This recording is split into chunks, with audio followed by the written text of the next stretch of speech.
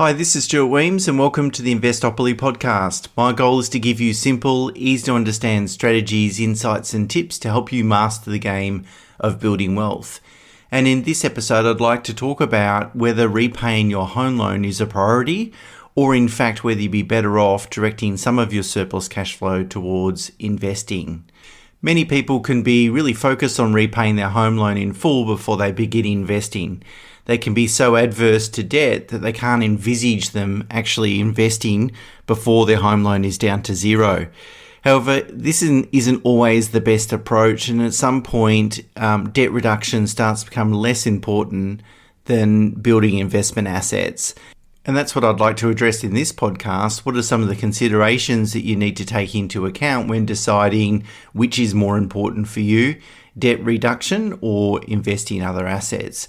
In fact, there's three questions that I think you need to go and ask yourself to really arrive at that conclusion. The first one is to ask yourself whether you have sufficient financial buffers in place. Now, a financial buffer will allow you to continue to pay for living expenses and financial commitments if your circumstances change, such as a loss of income, changes in expenses, those sorts of things. Now, a financial buffer can consist of access to redraw, so that is if you've made extra repayments into a loan that you can access, as in withdraw from the loan in the future if you need to, and or cash in offset accounts. Offset accounts can be a great way to sort of store those cash savings for a rainy day. How much buffer you need really depends on your own individual circumstances, but things like how secure and predictable your income is and the extent of your financial commitments can determine how much buffer is prudent. So, for example, if your income is relatively unpredictable, so you have a lot of at-risk income, you're paid on a commission basis, you're self-employed and business can be variable, those sorts of things, then I typically would prefer a client to have 1 to 2 years worth of living expenses and commitments as a buffer. Similarly, if you have substantial commitments, so that is a high gearing to asset or high gearing to income ratio, then it's prudent also to hold larger buffers, again, maybe 1 to 2 years worth of living expenses. Otherwise, for people that don't sort of fall into those kind of two categories, a buffer of somewhere between 6 to 12 months of living expenses and commitments should be enough, but it really does depend on your kind of sleep at night factor. You know, some people are going to feel more comfortable the more they have, and that's something you just really need to ask yourself. But before you consider investing, it's really important to ensure that you do have sufficient buffers in place. And if you don't, that's got to be your number one goal. The next question you need to ask yourself is, will you be able to reduce debts sufficiently before you retire? So if you continue on your trajectory in terms of how much cash flow you're contributing towards debt reduction, are you on the right track? And so there's two things that you need to think about here. The first one is that typically you want to repay all non-tax deductible debt, so all home loan debt, maybe a couple of years before you retire. It's not necessary that you've got to repay that debt as soon as absolutely possible. In fact, doing so, as I said, might mean that you miss opportunities in terms of building wealth in other assets, but you certainly want to have that debt gone or fully repaid by the time you retire. The second consideration is that you want to reduce investment debt. So if you've got investment properties and associated debt with those properties, you don't necessarily want to reduce that debt to zero. Having some level of investment debt, even in retirement, is a really efficient use of capital and equity and so forth. What you don't want to do, though, is by the time you get to retirement, you don't want to have a lot of sensitivity to interest rate changes or increases and so forth. And also, you don't want your investment property portfolio to be costing you any money. You don't necessarily need it to be generating a lot of income for you. You just don't want it to be taking money out of your pocket in retirement.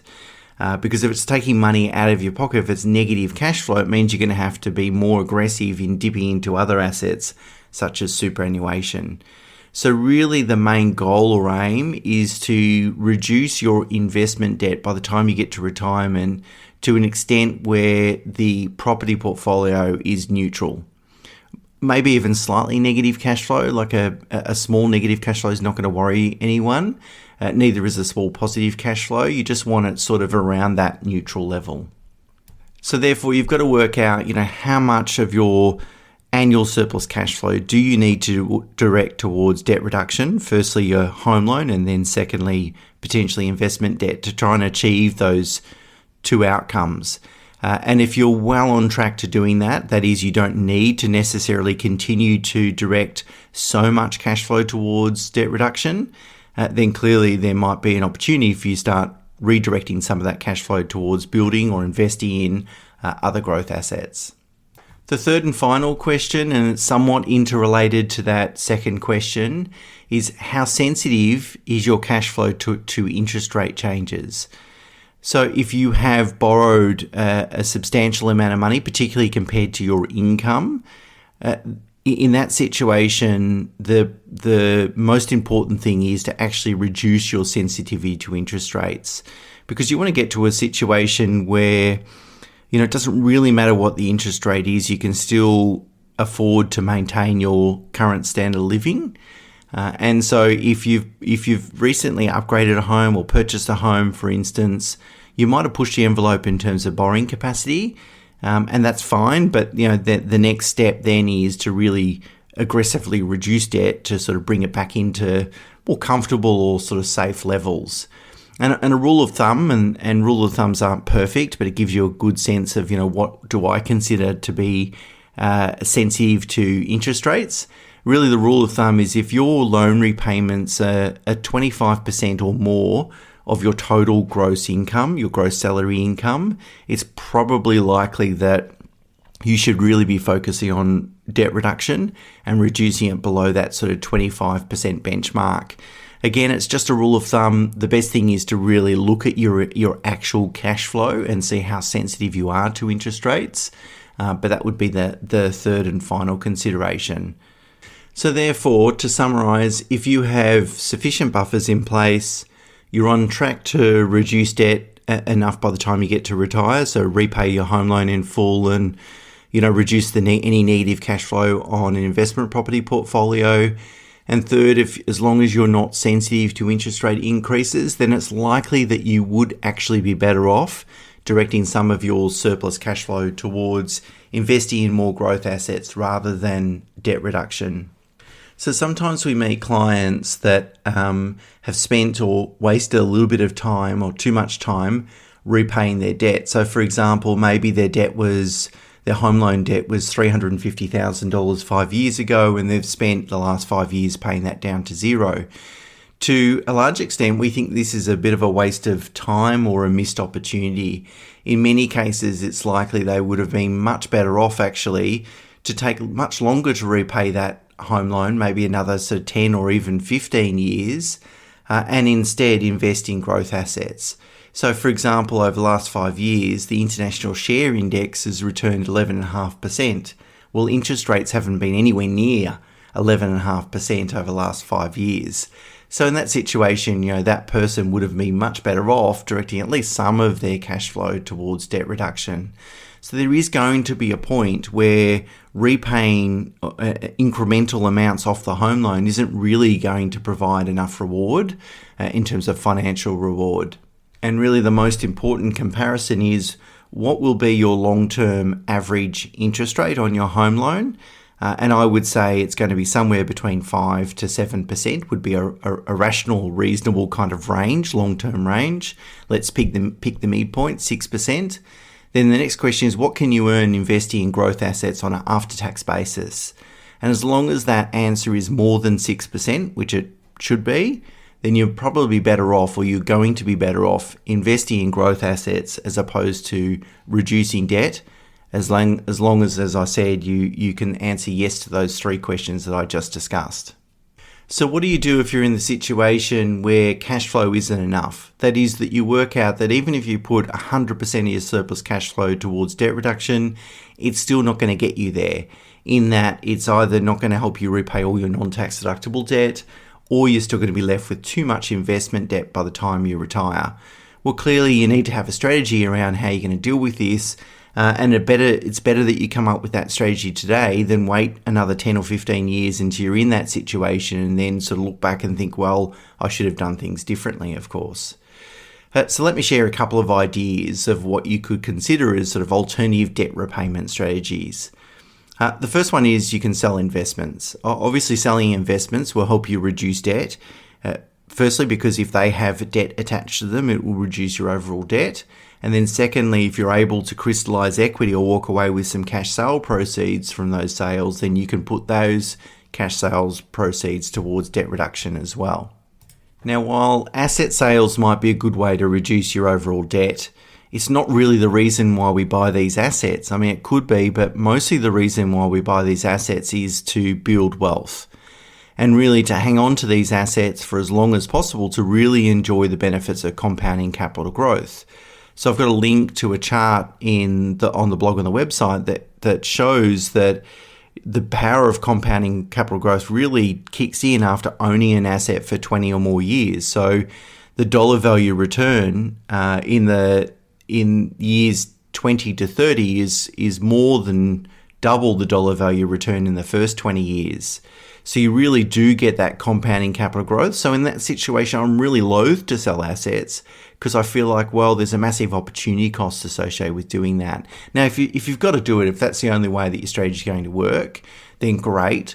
But really, my goal when working with clients is trying to build a strategy that doesn't require asset sales, just because the whole point of hanging on to those assets is that we've done all the hard work in owning or holding an asset for the first 10 or 20 years. You get decent returns, but the returns after 20 years is really where most of the dollar value return is going to come. And that's really where we're going to start building substantial wealth. The second option is to withdraw from super. So you might be able to withdraw money from super, obviously to reduce your debt or even service debt. Again, I typically like to avoid doing that because what you're doing is taking money out of a very tax-effective environment in a period of time we actually want to preserve the money in super in retirement rather than take it out. Every person can have up to $1.9 million invested in super after you're 60 and retired. That attracts zero tax rate on the pension income that you take out, zero tax rate on any investment earnings also. So really the goal in retirement should be to preserve the balance in super rather than reduce it. So again, it works, but not perfect. Another idea is to downsize your home. So if you've accumulated a lot of equity in your home, you might be able to downsize, reduce debt, pull out some cash flow, and then buy a replacement asset. Now, the one caution I have with this strategy is that sometimes if you downsize accommodation size, it's not a proportionate downsize in terms of value. So, for example, a client might sell a family home in a blue chip suburb for $3 million and then have to spend $2.5 million to go and buy a relatively new townhouse that gives them the amenity and the accommodation that they're looking for. In still a really good quality area. Maybe they want to stay in the same suburb and so forth. But even though they might have half the size or around that in terms of accommodation size, it doesn't still cost them quite a lot of money. So this strategy around downsizing doesn't always work from a financial perspective in terms of pulling out the cash. And you just need to really think carefully about, what that's going to look like for you. If you're downsizing to a much cheaper location, well then of course that's going to work, but that's something you're going to need to make friends with. Now my final comment is that you always should have a plan B. So when I put a strategy together, I'm always thinking about how we're going to reduce debt to the level that, as I just spoke about, the appropriate level. And cash flow tends to be the primary way of doing that. But I'm always trying to think about, sort of plan for the worst, hope for the best. So I'm always trying to think about if cash flow doesn't turn out how we hope it will, how else can we repay debt? And I want to have a couple of different strategies. So if I need to, I can sell assets or I can pull a little bit of money out of super. I typically don't want to build in a downsizing strategy unless it's absolutely necessary. So therefore, if you don't have a plan B, then maybe you need to put a plan B in place. So for example, if I've got a a client and we think that cash flow is going to be enough to repay debt, and they've got enough super but no other assets, in that situation I might actually recommend let's go and buy an investment property, because that will be our plan B. We can fall back on the equity that the investment property is going to generate to either repay debt or supplement super if either of those two things don't turn out as well as we hope. So really thinking about making sure you've got some other asset pool to fall back on is a good idea. Okay, so just to summarize, the 3 things you need to think about: have a sufficient buffer in place, make sure you're on track to reduce debt by a sufficient level by the time you get to retirement, make sure that you're not sensitive to interest rate increases. And once you can tick off those 3 things, then it's very likely that it's a good sign that you should be investing in other growth assets as soon as possible. And don't let your emotional aversion to debt prevent you from making the most of your financial opportunities. Okay, that's it from me for this week. Until next week, bye for now.